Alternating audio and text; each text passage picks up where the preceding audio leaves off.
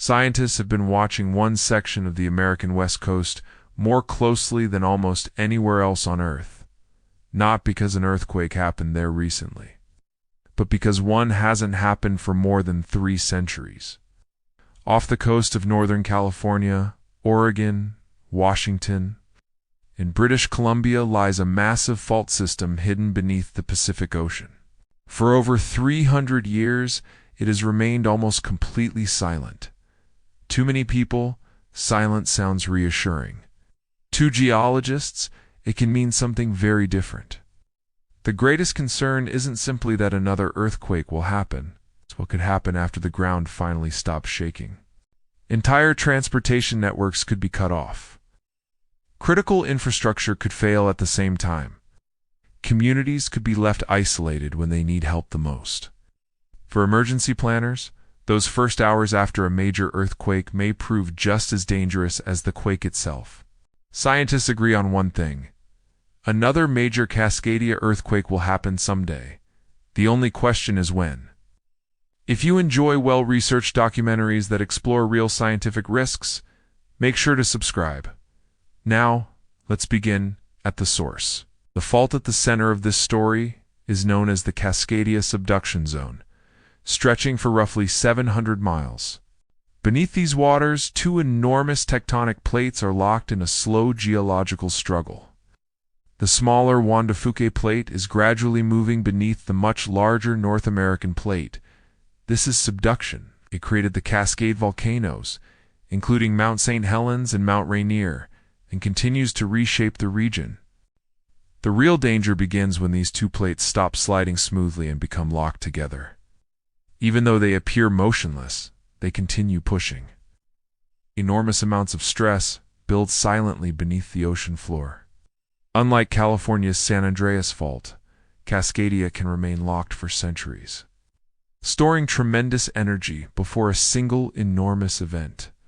When that stored energy is finally released, researchers believe the earthquake could reach magnitude 8.7 to 9.2.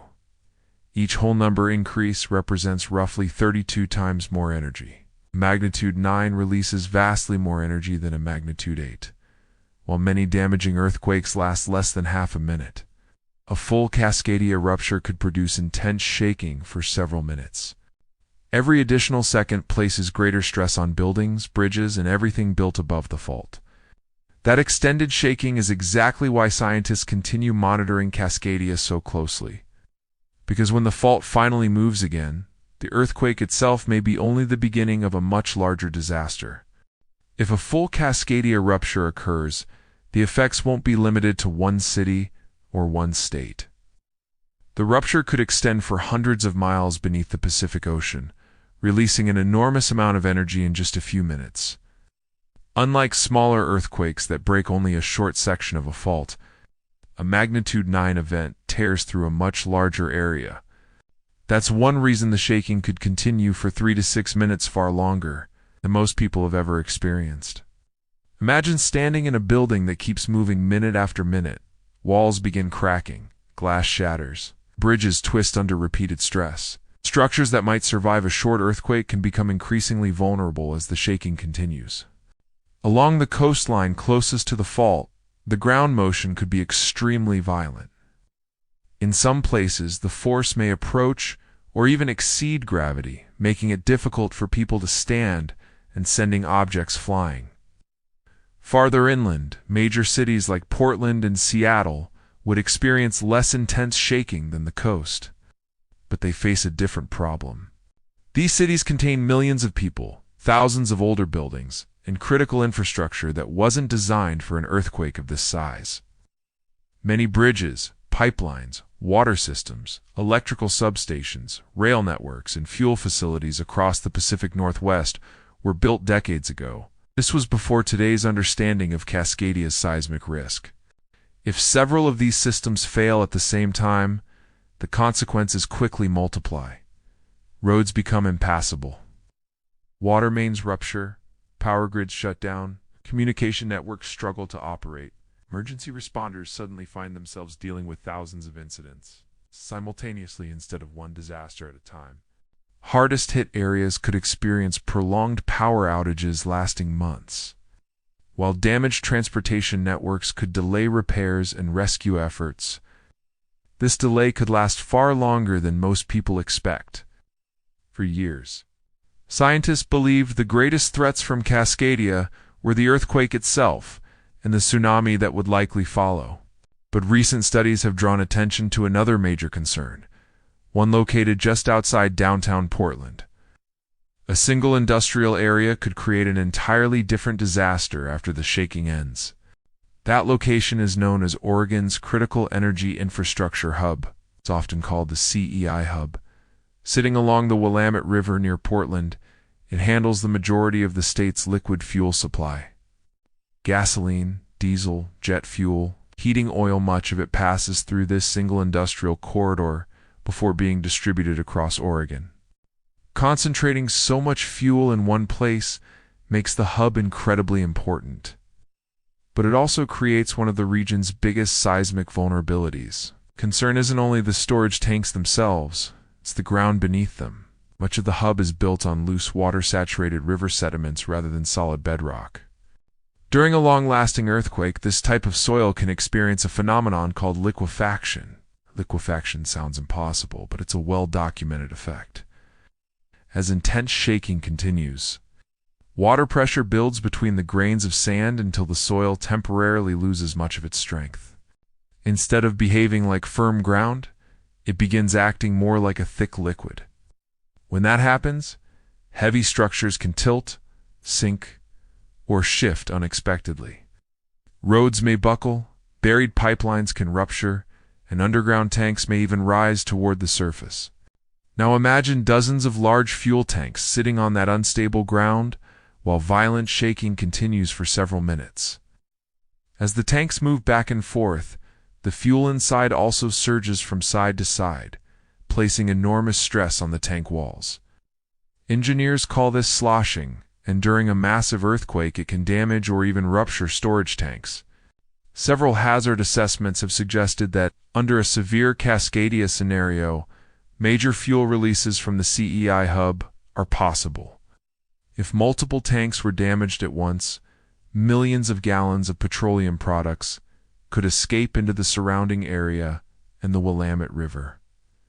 That alone would create an environmental disaster. But in a city where power lines have fallen, electrical equipment is sparking, and natural gas lines may also be damaged. Spilled fuel introduces another danger: fire. If enough fuel reached the river and found an ignition source, large fires could spread across the water's surface and threaten nearby industrial facilities, bridges, and neighborhoods. At the same time, firefighters would likely face an overwhelming challenge. Damaged roads could block access. Broken water mains might leave hydrants without pressure, and emergency crews across the region would already be responding to thousands of simultaneous emergencies. The earthquake may last only a few minutes, but the chain reaction it triggers could continue for hours or even days.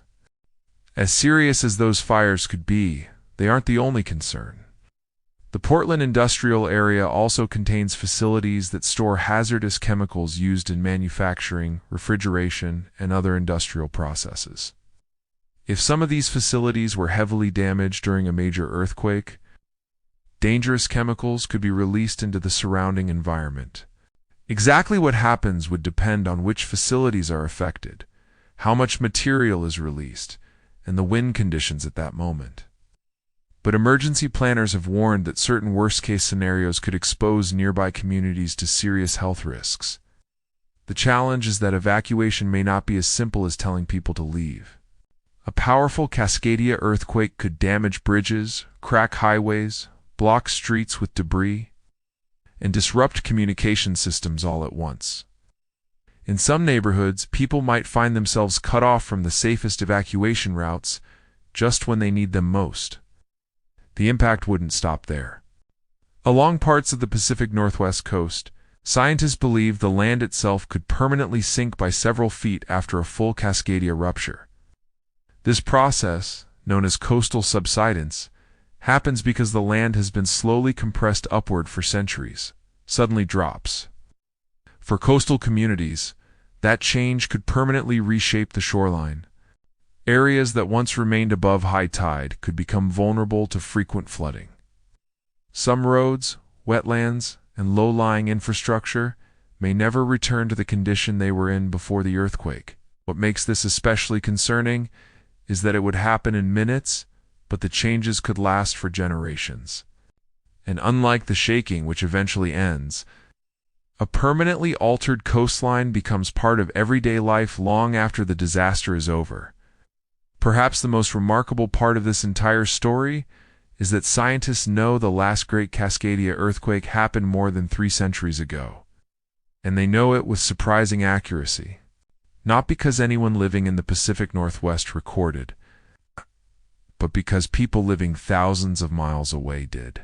On the evening of January 26, 1700, a powerful tsunami struck several villages along the coast of Japan. Historical records described flooding and destruction, yet there was one mystery that confused everyone. No one in Japan had felt an earthquake. The wave arrived without any local shaking, earning it the name the Orphan Tsunami. For centuries, no one knew where it had come from. Hundreds of years later, scientists revisited those old Japanese records. By calculating how long a tsunami would take to cross the Pacific Ocean, they traced the wave back to a single source, the Cascadia subduction zone off the west coast of North America. Then they found another piece of evidence much closer to home. Along parts of the Pacific Northwest coastline stand eerie collections of dead cedar forests. Known as ghost forests, these trees didn't die from disease or fire. They died because the land suddenly dropped during a massive earthquake. When researchers examined the trees using tree ring dating, they discovered that many died during the winter of 1699 to 1700. This matched the timing of Japan's mysterious orphan tsunami almost perfectly. 2 completely different pieces of evidence told the same story. Geological studies have shown that Cascadia has produced many massive earthquakes over thousands of years. The intervals between them have varied considerably. Scientists cannot predict exactly when the next one will occur. However, the fault is still active and capable of generating another major earthquake. That uncertainty is exactly why monitoring continues today. One biggest misconception is that scientists can predict the exact day an earthquake will strike. Claims involving planetary alignments or solar storms have never been supported. The stress is driven by the slow movement of tectonic plates.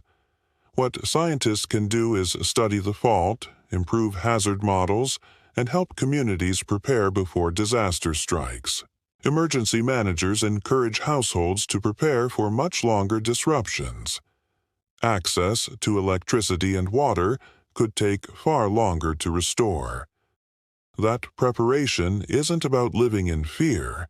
It's about recognizing that earthquakes cannot be prevented, but their consequences can be reduced. Engineers continue working to retrofit bridges and strengthen fuel facilities. Every improvement completed has the potential to save lives afterward. For now, the Cascadia subduction zone remains quiet beneath the Pacific Ocean. Every day, the Juan de Fuca plate continues its slow movement, adding tiny amounts of stress that no person can feel. The fault hasn't disappeared. It is still there, still active, still being monitored by scientists around the world. The question isn't whether the region will experience another great earthquake. The question is whether the region will be ready.